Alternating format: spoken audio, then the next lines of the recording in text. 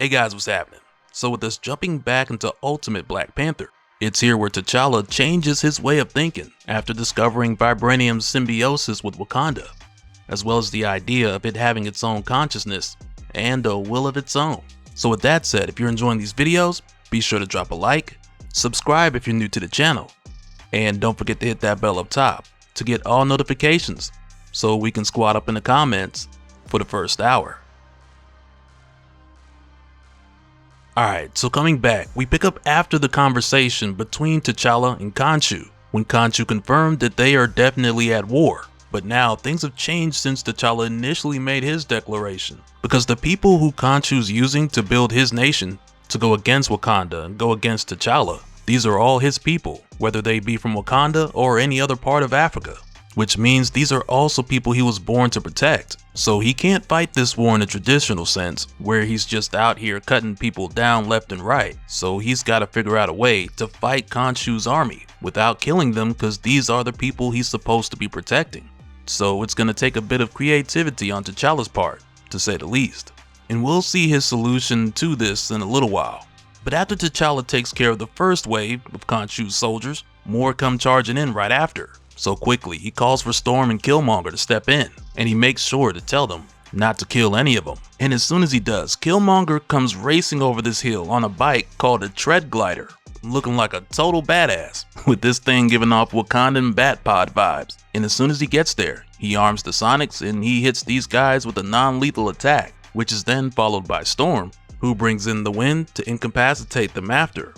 And ever since Killmonger and Storm have joined up with T'Challa, this whole time, they've been more or less playing by his rules. But even still, T'Challa, he's aware of the way that Killmonger is used to handling these types of things. So that's still in the back of his mind. Though in this moment, and even leading up to now, it seems like Eric is just fine with pacifying these soldiers rather than just killing them. But in the larger picture, the issue is this war has been going on for months. So this plan will only work for so long. So now that it's come to the point where it's a god versus a king, T'Challa's got to get to the heart of their power. Find their weaknesses, so this king can finally destroy their god.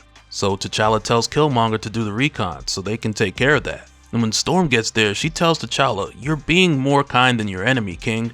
I hope you don't come to regret that." Which for T'Challa, he's standing firm on the no killing policy. So he reminds Storm of that here. But at the same time, it's not like she's trying to go back and forth and convince him, but instead she's just warning him that his enemies know that, so it's likely that they'll use it against him. So he just tells her, "I sense cruelty in you, Ororo. Where did it come from?" Only for her to tell him, "You grew up in Wakanda. I grew up in the world outside of it." Which again, when it comes to Storm and Killmonger, they're here to help, and they don't mind doing this T'Challa's way. But at the same time, if there's something they got on their mind, they're gonna say it. Because they don't see him as their king, but instead more as a powerful ally, who they've come to help. And following this, we head over to the Garden of Bast in Wakanda, where we find T'Challa speaking to Matron Amala, telling her how it takes a special kind of madness for one to pretend to be a god, and how anyone who does, whether their cause is righteous or not, it's dangerous. And aside from that, Ra and Khonshu want this war, and the suffering it causes. So he goes on to tell her, "I will not give it to them. Africa will not be torn between two kingdoms." But she just tells him that's already the way it is, because T'Challa can't stop this war. He can only master how it ends. And it's admirable that he doesn't want to see his people die, but that's not his choice, it's theirs.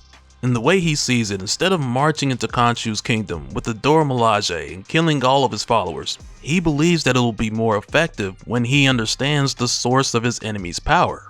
And once again, he's almost certain that Matron Amala knows more about this mysterious ore than what she's telling him.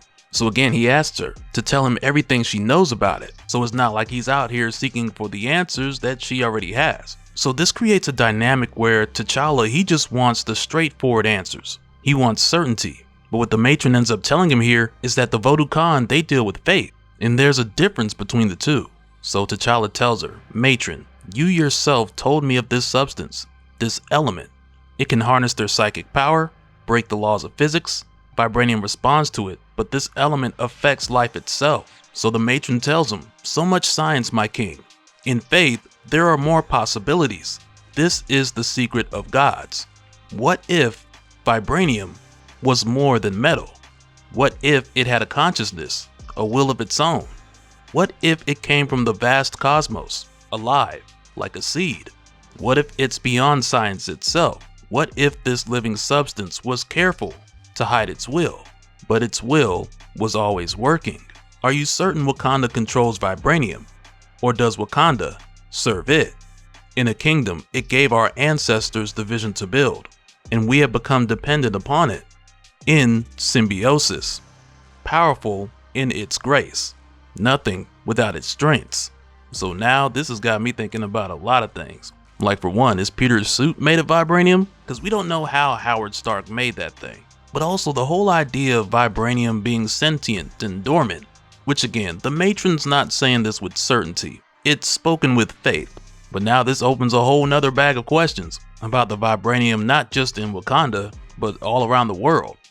And following this, we jump to later that evening, with King T'Challa telling Queen Okoye about his conversation with Matron Amala. Which of course sounds crazy, talking about Vibranium being alive, but Okoye, she entertains the idea, and she asks T'Challa if that's even possible. So he just tells her more or less like, look, I'm the king, I'm not the master of possibility. Like how I'm supposed to know? So when she asks about the element that Khonshu and Ra acquired, he just tells her, I have no answers, Okoye, only theory. And he goes on to say, Vibranium may have its opposite, or its descendant, or its forebearer. But Khonshu understands it in the way I do not. And in his keep, it can terraform, enhance life, and most likely destroy it. Which right here, this is a different approach to thinking to what we saw before, like when T'Challa was talking to Shuri. Because now he's accepting the fact that Khonshu knows way more about this new element. So Okoye more or less tells him like, look, if anyone can figure this out, you can. But now after talking to Matron Amala, T'Challa's just like, but my mind is imprisoned by logic and reason. Amala is right. I need to think like a god to defeat a god. So going forward, this changes T'Challa's whole approach.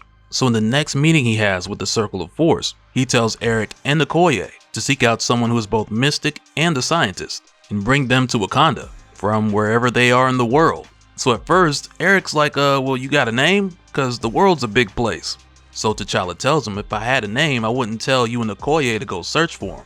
Chase whispers, hunt rumors, return with someone that is no stranger to mysteries. They will be treated well here, as they will help us understand the nature of all this. And right there, Eric's like, are you asking or are you telling me to do this? Because again, Eric doesn't look at T'Challa as his king. But it's also funny how T'Challa frames this, because he wants Eric to leave with his queen, Okoye, to practically go and search for a needle in a haystack. But he frames it like, no, I'm sending Okoye so she can bring the discipline of the Dora Milaje and make sure that no one's harmed.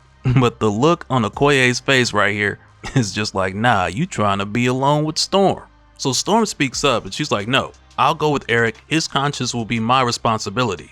And T'Challa just looks at her like, man, I was trying to set this whole thing up. You done messed it up. Nah, he's just like, fine, but do no harm to any innocents. And before they leave, T'Challa ends up telling Storm that he wants her to join him on the battlefield because he has a plan to show these gods just how fragile they really are. And later on that evening, we're shown exactly what this plan is, because it's here where we find Khonshu and Ra's men taking more people just before they're ambushed by T'Challa, who then leaps into the air and calls for Ororo to give him the storm. So she charges him up with lightning. So T'Challa takes this supercharge and he takes these guys out quickly. Though I'm not sure if the no killing policy applies to the Moon Knight soldiers, because some of these guys don't look like they're getting back up. But either way, when T'Challa does this, he makes sure to make it a spectacle, because he wants the people of Africa to see him as someone powerful enough to go toe to toe with the god. So after he saves them, he makes sure that they know who he is. Because after seeing this, they're going to tell people who are going to tell other people, and that's precisely what T'Challa wants. So for a moment here, he tells them to name the one who set you free. So at first, one of them's like, Black Panther? So he tells them say it again, loud enough for all of Africa. And for a moment this had me thinking, and I hate that I think like this, but this had me thinking like, man, he made them say his name before he took their restraints off. So to me, it's almost like him saying, well, I was gonna set y'all free, but I wanted you to smash that like button first. Because again, I get what he's doing, but it's the order of operations that kind of just made me chuckle. But following this, T'Challa asked one of them, what did the Moon Knight promise them? And one of these guys tell him the Moon Knight said soon there will be no place here where he cannot see. So next T'Challa's like, okay, well let him see this. As he brings back the lightning show as a statement to the people and the message to Khonshu and Ra, who both undoubtedly see this from their temple, with Khonshu believing the sleeping power of Wakanda will soon awaken.